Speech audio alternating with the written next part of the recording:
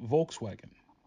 Whether bugs, beetles, Jettas, Rabbits, Passats, Golfs, or campers, VW has been a favorite on American roads for 69 years. Relatively inexpensive to run and repair, for the consumer, owning a VW was a good investment to make. From the free love of the 60s to the sporty, edgier millennials, VW has become a part of American pop culture.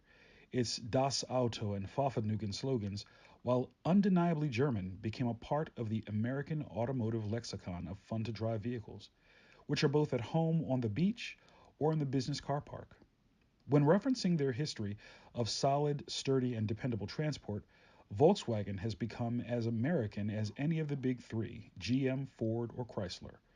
When news of the classic Beetle's retirement came in 2003, the country's widespread nostalgia and love for the Beetle wasn't lost on the VW execs in Wolfsburg.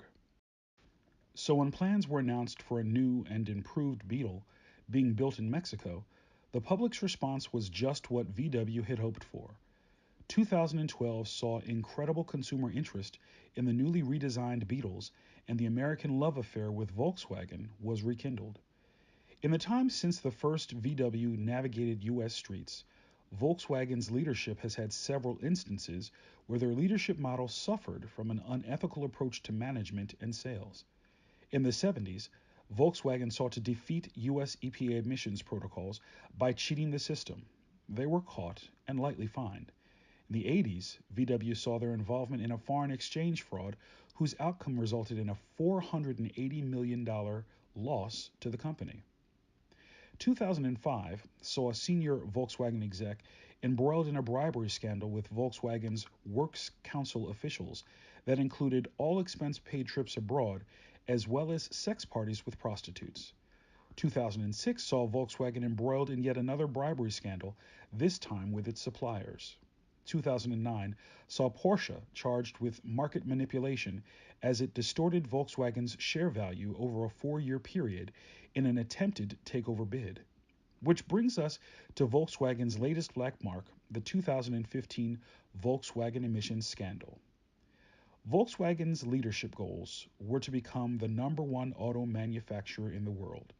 And to achieve this goal, not only would it require Volkswagen to sell 10 million cars per year, it would also mean that Volkswagen would need to create a clean, powerful diesel engine capable of meeting the U.S. EPA emission standards levels which are required for the sale of vehicles to be driven on U.S. roads. The only problem with this strategy was that no such vehicle existed. Then Volkswagen CEO Martin Winterkorn, in league with 37 Volkswagen executives, conspired to defraud their American publics by installing software on their turbo diesel injection engines designed to defeat the EPA safe testing protocols. And in that moment, a democratic and ethical approach to leadership was once more abandoned for an authoritarian, unethical approach to management. According to Harvard professor Barbara Kellerman, there are 7 traits that typify bad leaders. Winterkorn and his fellow executives exhibited 4 of these behaviors. They are rigid, callous, corrupt, and insular, all of which are demonstrative of a derailed, tyrannical form of leadership. Culturally, Martin Winterkorn demonstrated the prototypical master leadership style specific to Germany. Per McGregor's theories on approaches to supervision, Winterkorn subscribed to the task-oriented methods-based Theory X form of management. As a task-oriented leader, he focused on the successful completion of the assigned tasks and failed to express any concern for the individuals tasked with the goal's completion.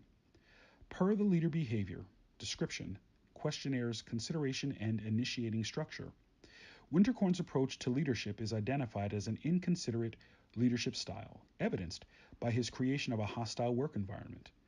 Under Winterkorn's leadership, subordinates were made to be afraid to admit failure or to contradict their superiors.